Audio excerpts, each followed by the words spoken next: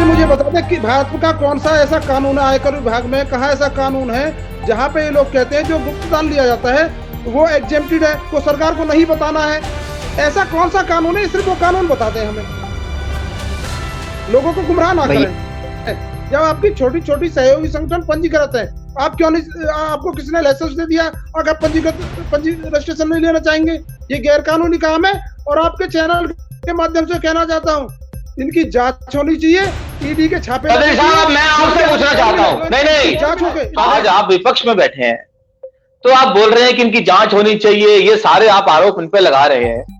आप 2004 से 2014 तक 10 साल सत्ता में रहे, उससे पहले देश के 50 साल आप सत्ता में रहे, आपने क्यों नहीं जांच बिठाई? मुझे आप ये प्रश्न तो मैं जनता के रूप में सारी जनता से पूछना चाहता हूं, देश ये भी जानना चाहता है कि आपने आज तक क्यों नहीं जांच बिठाई? ये 10 साल चले गए, आप आरएसएस पे कई तरीके के आरोप लगे, हिंदू आतंकवाद हो गया, कई चीजें हो गई, आपने आरएसएस के फंड पे जांच क्यों नहीं बिठाई? बताइए आप।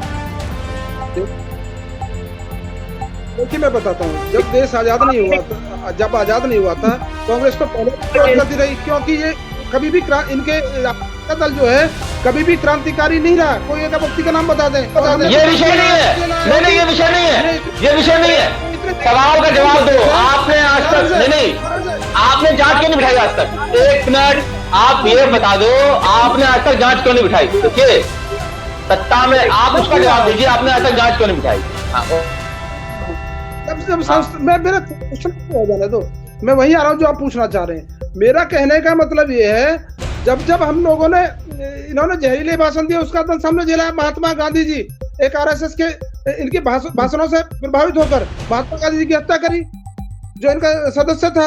और रही जांचों की बात, हम लोगों ने जांच इनके ऊपर कार्रवाई की है कई बार, ऐसा नहीं है नहीं की है, परंतु आपने इनके फंड पे कोई कार्रवाई नहीं करी। आप देखिए पुरानी बातें खत्म करें। नरसिम्हा राव जी थे, प्राइम मिनिस्टर रहे, राजीव गांधी 5 साल प्राइम मिनिस्टर रहे, आपके सहयोग से भी सरकारें चली, इंदिरा गांधी जी भी रही।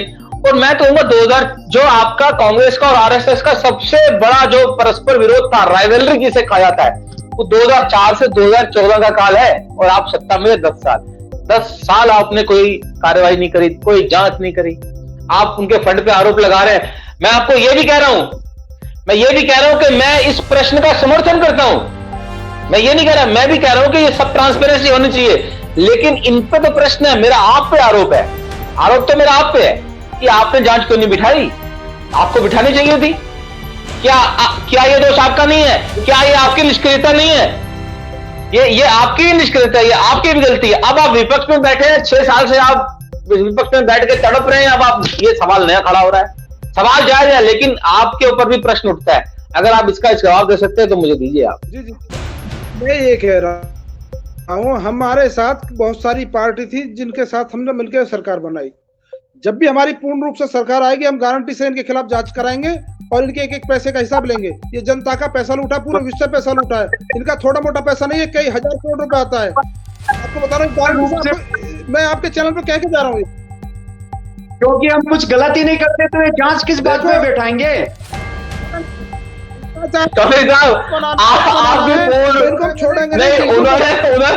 देखिए आपके सहयोगी दलों ने आपको रोका नहीं था, और पूर्ण रूप से सरकार आपकी राजीव गांधी जी तक भी थी, नरसिम्हा राव जी की भी प्रभावशाली सरकार थी, और 2004 से 2014 तक भी आप चला रहे थे। ये आरोप देखिए, मैं आपको स्पष्ट कह दूं, आपके पास इस बात का जवाब नहीं है।